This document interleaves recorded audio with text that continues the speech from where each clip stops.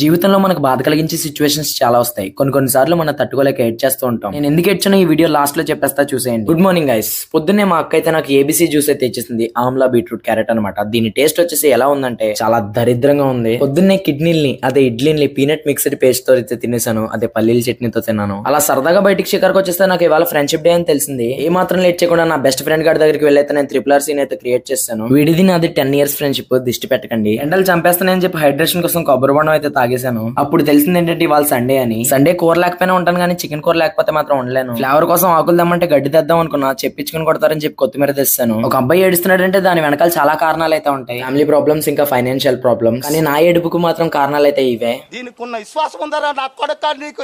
ఒక రకంగా చికెన్ వండుతున్నారు కాబట్టి ఆనంద బాష్పాలని కూడా అనుకోవచ్చు. పొద్దున్నేమో ఏబీసీ జ్యూస్, ఇప్పుడేమో డిటాక్స్ వాటర్ అంట. అది తాగేసిన తర్వాత నా ఫ్రెండ్స్ క్రికెట్ కి రమ్మని ఫోన్ చేశారు. 4 గంటలకు రమ్మంటే 5 గంటలకు వెళ్తున్నా. వెళ్ళేలోపే మా వాళ్ళంతా ఫుల్ ప్రిపరేషన్ లో ఉన్నారు.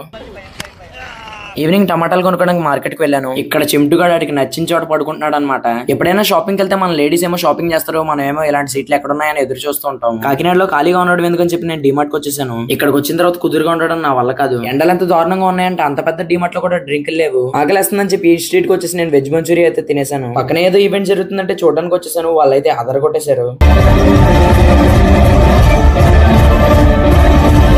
Last but not least lassi shop కి అయితే వచ్చేసాను. నా పుస్తకంలో కూడా ఇన్ని పేర్లు ఉండవు, అన్ని పేర్లు ఉన్నాయి ఇక్కడ గోడ ఖాళీగా ఉందని చెప్పి నా ఫోటో పెట్టుకోమన్నాను. ఆర్డర్ సార్ అని అన్నారు. అర్థమైపోయింది. ఏం ఆర్డర్ ఇచ్చానో కూడా నాకు తెలీదు. ఐస్ క్రీమా, మిల్క్ షేకా, థిక్ షేకా అని తెలుసుకోవడానికి నాకు 6 గంట పట్టింది. దీని టేస్ట్ అయితే సూపర్ ఉంది. మన వాళ్ళందరికీ దేన్నైనా ముంచేయడంలో ఉన్న ఆనందం ఇంకెందులోనూ దొరకదు. ఇక్కడ ట్విస్ట్ ఏంటంటే